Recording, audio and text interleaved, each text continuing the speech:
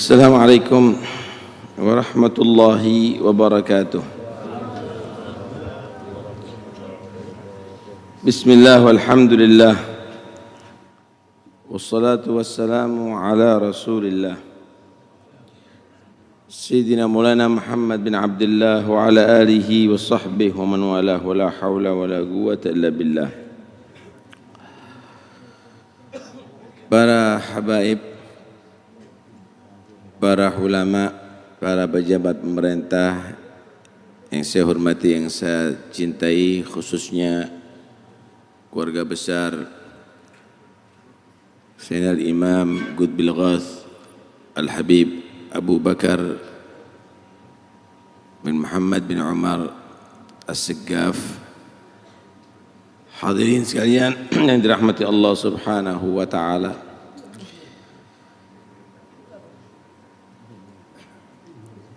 Al-Habib Abu Bakar pernah menyampaikan satu hikayat yang sangat penting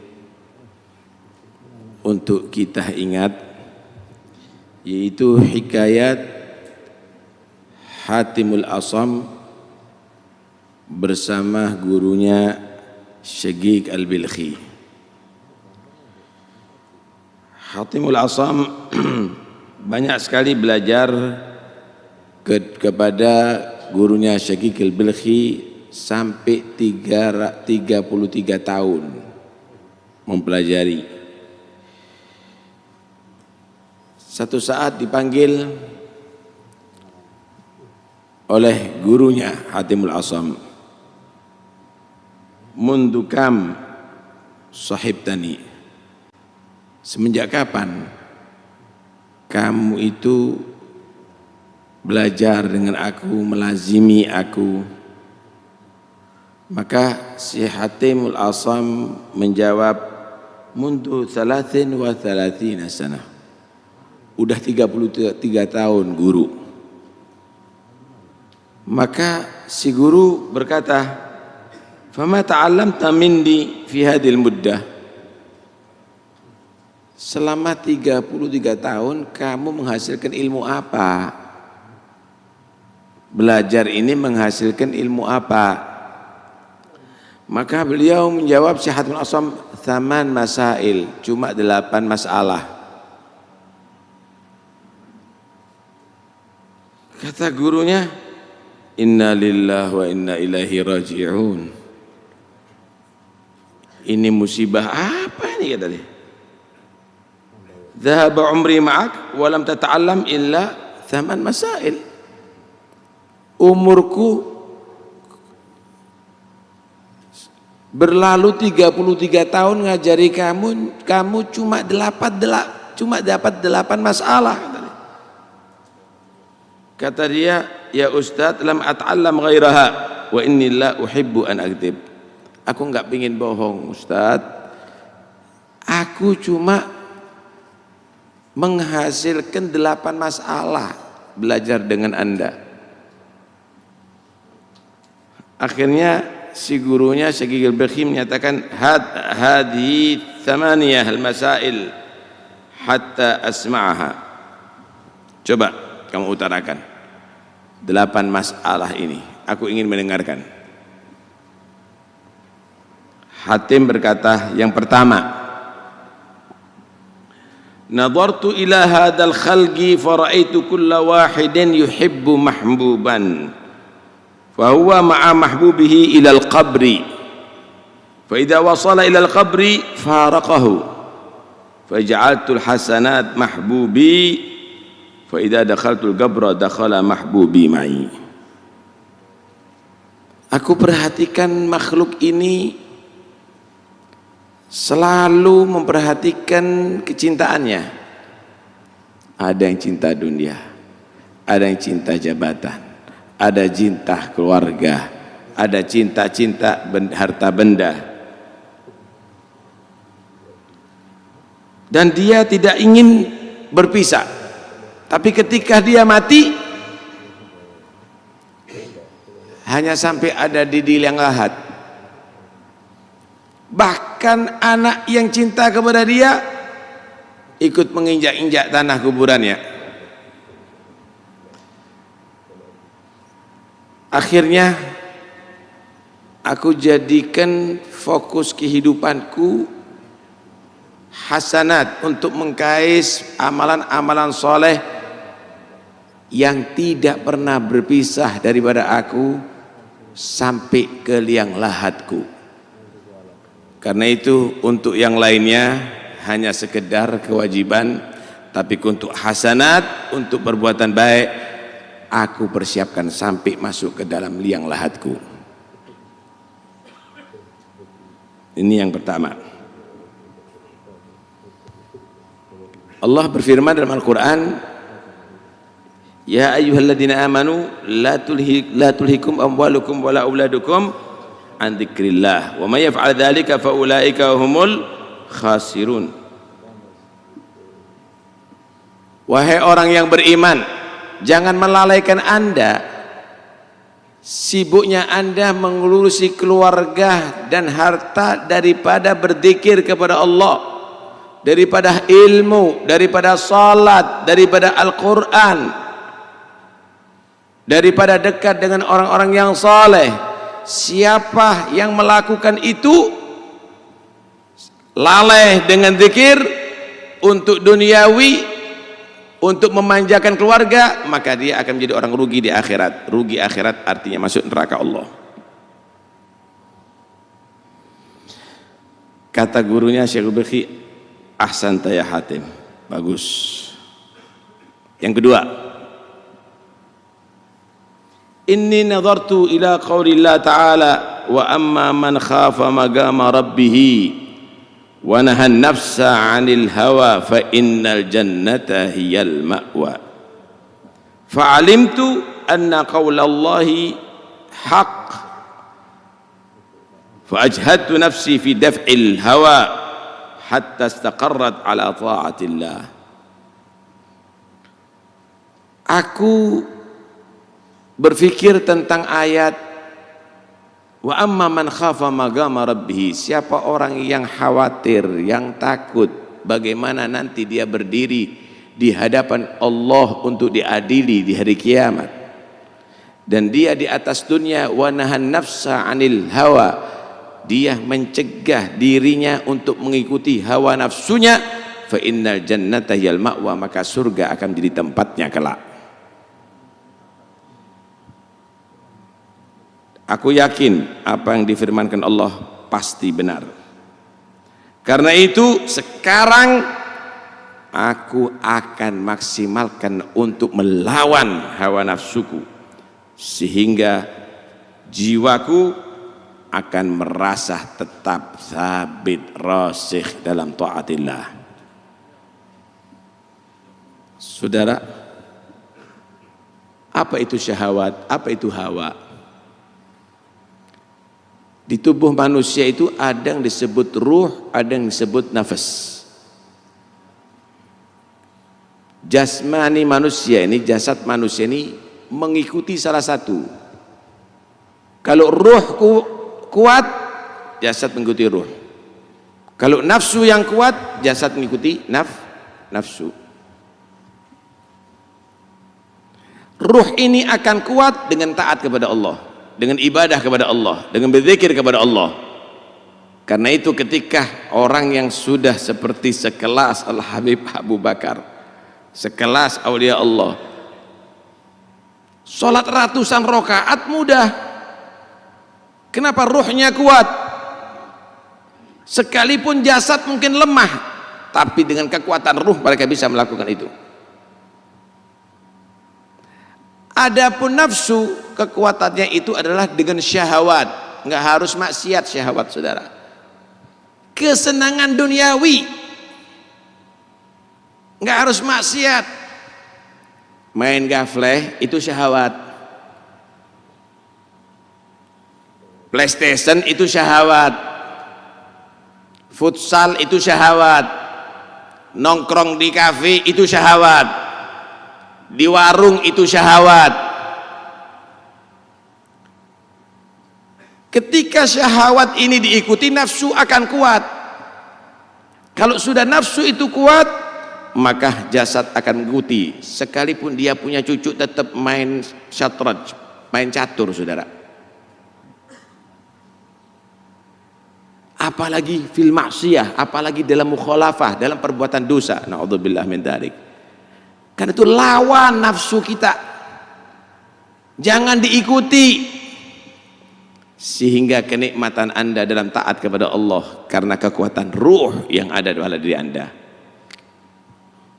Siapa orang yang takut dalam pengadilan Allah dari kiamat, dan dia di atas dunia betul-betul memerangi hawa nafsunya, tidak mengikuti hawa nafsunya, maka surga menjadi tempatnya nanti ada di akhirat. Kata gurunya, ahsanta. Yang ketiga, anni nadartu ila hadal khalq fara'aitu kulla man ma'ahu syai'un lahu qimah wa miqdar rafa'ahu wa hafizahu. Thumma nadartu ila qaulillah ta'ala ma 'indakum yanfad wa ma 'indallahi baq. Fa kullu ma waqa'a ma'i syai'un lahu qimah wa miqdar wajjahtuhu ila Allah liyabqa 'indahu mahfudha. Aku melihat makhluk ini sangat, dia tadi itu menjaga dan menghargai barang yang bernilai. Duitkah, dolarkah, emaskah, berliankah, dijaga sama dia. Tapi setelah aku menelaah di Al-Quran nyatakan ma indakum yanfad, barang yang kamu anggap berharga itu kalau pada diri kamu habis, wa ma indallahi baq, tapi kalau kamu simpen di sisi Allah kekal sampai di akhirat kamu akan ketemu. Karena itu semua yang aku anggap berharga aku jadikan celengan aku ada di akhirat, tabungan aku ada di akhirat supaya menjadi kekal nantinya. Mau antum? Fulusnya antum yang antum hargai itu keluarkan indallah, nggak akan sia-sia antum. Bak itu akan kekal. Tapi semenjak masih ada di tangan kamu, yanfat itu akan habis, saudara.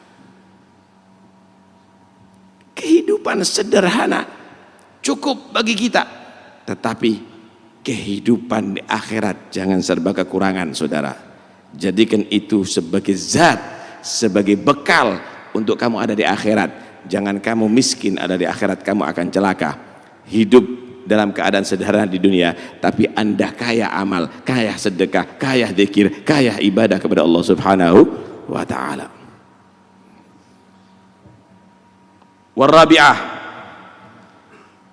yang keempat, anni nadartu ila hadal khalq faraitu kulla wahidin minhum yarji'u ila al-mal wa ila al-hasab wa syaraf wa nasab. فنظرت فيها فإذا هي لا شيء ثم نظرت إلى قول الله تعالى إن أكرمكم عند الله أتقاكم فعملت في التقوى حتى أكون عند الله كريما.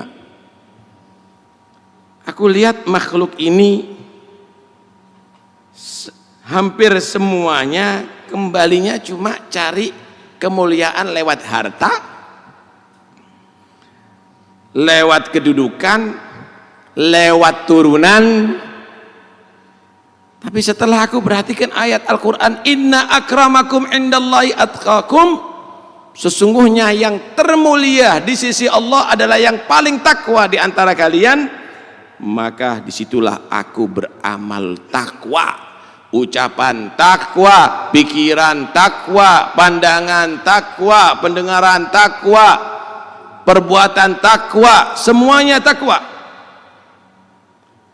untuk aku menjadi di sisi Allah menjadi orang yang mulia nantinya. Harta akan membuat Anda jadi mulia?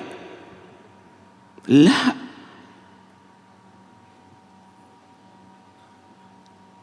Tabbat yada abi lahabin wa tab ma aghna anhu maluhu wa ma kasab. Ketika menjadi orang hina di sisi Allah, enggak manfaat hartanya. Kedudukan menjadikan Anda mulia? Belum tentu, saudara. Fir'aun itu raja yang disembah tapi mal'un. Nasab menjadikan Anda mulia? Belum tentu, saudara. La umriya mal insan illa ibnu dinihi fala tatrukit taqwa tikalan 'alan nasab. Wa qad rafa'al islamu Salman Farisin wa qad wada'a syirkul hasibah Aba Lahab. Demi Allah yang memanjangkan umurku, manusia itu nilainya adalah agamanya. Karena itu jangan sekali-kali kamu meninggalkan nasab dan meninggalkan takwa. Lihat bagaimana nasab tidak kurang bagus, tapi cinta kepada Nabi, cinta kepada keluarga Nabi adalah kuat, maka diangkat derajatnya Salman Farisi, seorang ajam. Tapi bagaimana nasab bagus, pamannya Rasulullah, tapi karena dia tidak meninggalkan takwa menjadi syirik, maka jatuh nilainya, saudara. Awas, hati-hati. Thumma la taghtarra bin nasabi la wala tagna' bikana abi wattabi' sunnata khairi nabi Ahmad al-Hadi ila sunani. Jangan sekali-kali kamu itu tertipu dengan nasab. Enggak cukup menjadi anak cucu yang menyatakan ayahku, ayahku, dan ayahku. Ikuti sunnahnya Nabi, ikuti ajaran Nabi, maka kamu akan mulia ada di situ. Ini Habib Abu Bakar bukan mengandalkan nasab aja, tapi beliau mewarisi hal datuknya. Beliau menjadi khalifah daripada salafnya. Ini kemuliaan, saudara. Ini kemuliaan. Mudah-mudahan kita jadikan anak cucu yang bisa mewarisi hal daripada datuk-datuk kita. Yang kelima, aku melihat makhluk ini satu sama lain saling menyerang. Saya artikan aja langsung. Melaknat satu sama lain. Tahukah Anda kenapa mereka saling menyerang, saling melaknat, saling mencaci? Karena penyakit hasad, penyakit dengki. Maka aku melihat, merenungkan firman Allah, nahnu qasamna bainahum ma'isyatahum fil hayatid dunya. Aku Allah yang sudah membagi dalam kehidupan mereka di dunia. Ada yang kaya, ada yang melarat, ada yang alim, ada yang tidak alim, ada yang jadikan punya nasab syarif, ada yang jadikan orang bukan nasab syarif. Yang bagi siapa? Allah. Kenapa saling membenci? Hasad. Maka disitulah aku tinggalkan penyakit hasad ini dan aku cintai semua makhluk yang ada ini karena mereka telah dijadikan oleh Allah bernasib macam-macam. Tinggal satu musuh saya, yaitu setan yang mengadu domba kita. Yang membuat kita hasut satu sama lain ini setan, ya ikhwani. Kita ini satu saudara. Kita ini satu saudara. Setan yang membuat hasut kepada kita. Karena itu awas, hati-hati. Dan penyakit hasud ini penyakit yang sulit untuk dihindari. Karena itu dikatakan kullul adawati qad turja izalatuha illa adawata man adaka an hasadi. Semua permusuhan itu bisa dibereskan, bisa didamaikan. Tapi kalau permusuhan karena hasud tidak bisa didamaikan, saudara.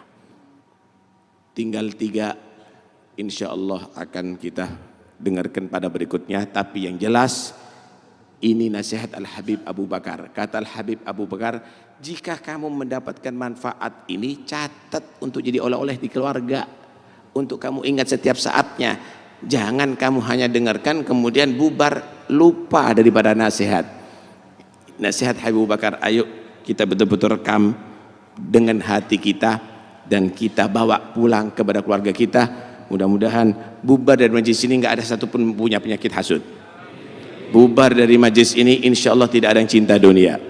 bubar dari majlis ini kita menjadi orang bertakwa dan mulia di sisi Allah.